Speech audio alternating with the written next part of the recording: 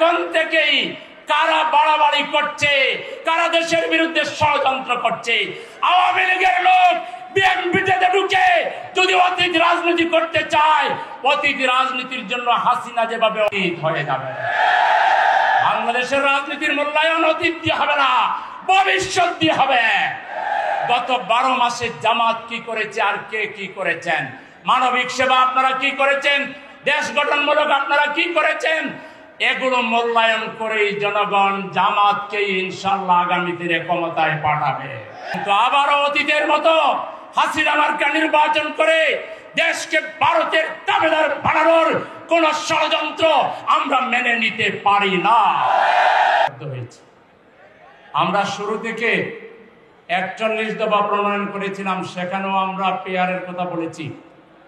এরপরে সংক্ষেপ করে আমরা 10 দফা দিয়েছিলাম, সেখানেও আমরা পেয়ারের কথা বলেছি। কেন বলেছি? আমরা চাচ্ছি একটা ইনক্লুসিভ পার্লামেন্ট, যেখানে ছোট বড় সব রাজনৈতিক দল থাকবে এবং বাংলাদেশে প্রত্যেকটা নাগরিকের ভোটের মূল্যায়ন হবে, ভোটের অপচয় হবে না। আমরা আমাদের দলীয় স্বার্থ দেখছি না। আমরা অবাক হই, কিছু রাজনৈতিক দল জনগণের সমর্থন নিয়ে ক্ষমতায় যেতে চায়, কিন্তু জনগণের প্রকৃত মূল্যায়ন তারা করতে চায় না। আমরা পরিষ্কার বলে দিচ্ছি, আপনারা এই পিয়ারের পক্ষে যারা নাই, তারা যদি নির্বাচন চান তাড়াতাড়ি পিয়ারের পক্ষে আসতে হবে। আর যদি না আসেন, ইউনূস সরকার সাহেবকে আমরা বলবো, আপনারা গণভোট দেন। 90% উপরে মানুষ পিয়ারের পক্ষে, 90% মানুষের বিপক্ষে গিয়ে যেন তেন তামাশার নির্বাচন বাংলার জনগণ দেখতে চায় না। 2 নাম্বার, লেভেল প্লেইং ফিল্ড তৈরি করতে হবে।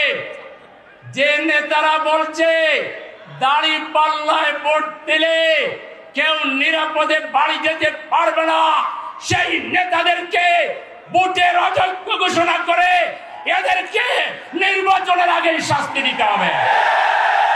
নির্বাচন কমিশনকে আরপিও সংশোধন করে এখন থেকেই কারা বাড়াবাড়ি করছে, কারা দেশের বিরুদ্ধে ষড়যন্ত্র করছে। আওয়ামী লীগের লোক বিএনপিতে ঢুকে যদি অতীত রাজনীতি করতে চায়, অতীত রাজনীতির জন্য হাসিনা যেভাবে অতীত হয়ে যাবে। বাংলাদেশের রাজনীতির মূল্যায়ন অতীত দিয়ে হবে না, ভবিষ্যৎ দিয়ে হবে। গত 12 মাসে জামাত কি করেছে আর কে কি করেছেন, মানবিক সেবা আপনারা কি করেছেন, দেশ গঠনমূলক আপনারা কি করেছেন, এগুলো মূল্যায়ন করেই জনগণ জামাতকে ইনশাআল্লাহ আগামী দিনে ক্ষমতায় পাঠাবে। 3 নাম্বার বলতে চাই, আপনারা এত খাওয়া দাওয়া করলেন, 2-1টাতে আমাদেরও যাওয়ার সুযোগ হয়েছিল, বেশিরভাগ আমাদের তাহের ভাই রফিক ভাইরা গেছেন। এত খাই দেই করে এখন বলেন আমাদের কোনো ক্ষমতা নাই, আমরা সনদকে আইনি ভিত্তি দিতে পারবো না, এই তামাশা বাংলার জনগণ মানবে না। আপনারা অবিলম্বে প্রেসিডেন্টের অধ্যাদেশের মাধ্যমে জুলাই সনদের প্রত্যেকটা ধারাকে আইনে রূপান্তরিত করে এই আইনের ভিত্তিতে জাতীয় সংসদ নির্বাচন দিতে হবে।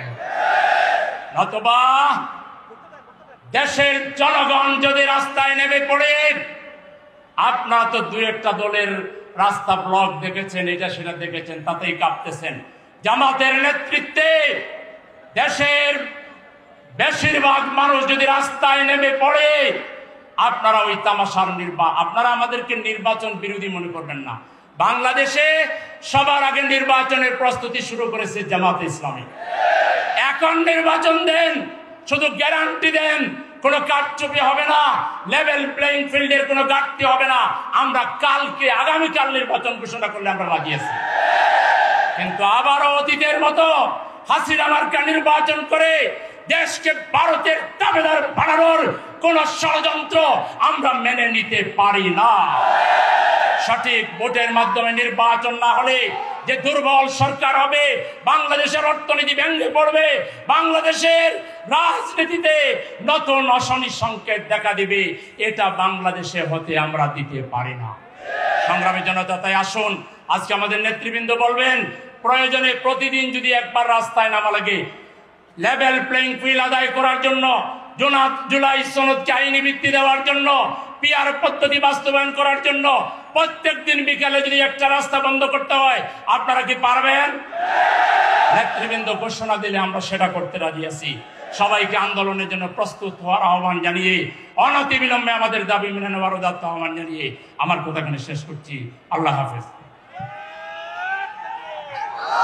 সংগ্রামী ভাই এবং বন্ধুগণ, ইতিমধ্যেই আজকের এই সমাবেশের সম্মানিত প্রধান অতিথি বাংলাদেশ জামাত ইসলামীর সম্মানিত নায়েবে আমির, সাবেক সংসদ সদস্য জনাব ডাক্তার সৈয়দ আব্দুল্লাহ মোহাম্মদ তাহের প্রোগ্রামে এসে উপস্থিত হয়েছেন। আমরা আজকের এই সমাবেশের পক্ষ থেকে তাকে আন্তরিক ধন্যবাদ এবং অভিনন্দন জানাচ্ছি। সংগ্রামী ভাইরা আমার, আজকের এই সমাবেশে এখন বক্তব্য রাখবেন বাংলাদেশ জামাত ইসলামীর সম্মানিত সহকারী সেক্রেটারি জেনারেল, বিশিষ্ট আলেম দ্বীন, জননেতা মাওলানা আব্দুল হালিম এখন বক্তব্য রাখবেন। আসসালামু আলাইকুম ওয়া রাহমাতুল্লাহি ওয়া বারাকাতুহু। আলহামদুলিল্লাহি রাব্বিল আলামিন ওয়াসসালাতু ওয়াসসালামু আলা রাসূলিল কারীম ওয়া আলা আলিহি ওয়া আসহাবিহি আজমাইন।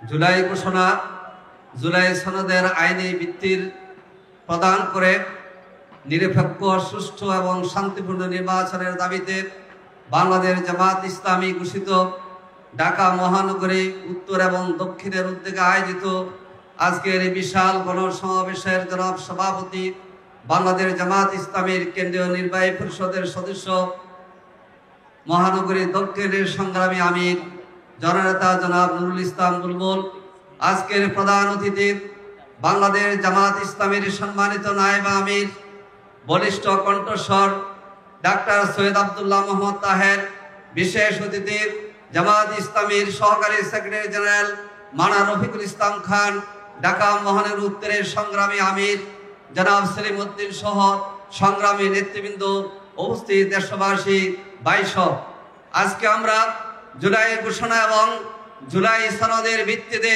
নিরপেক্ষ নির্বাচনের দাবিতে সমাবেশের আয়োজন করেছি। জুলাইয়ের ঘোষণা এবং জুলাই সনদের আইনি ভিত্তির কথা যদি প্রধান উপদেষ্টার বক্তব্যে সুস্পষ্ট আসতো, তাহলে এই সমাবেশ আজকে করা লাগতো না। আমরা দেখেছি বিগত 15 বছরের আন্দোলনে এই দেশের আলেম সমাজ অনেক গুরুত্বপূর্ণ ভূমিকা রেখেছে।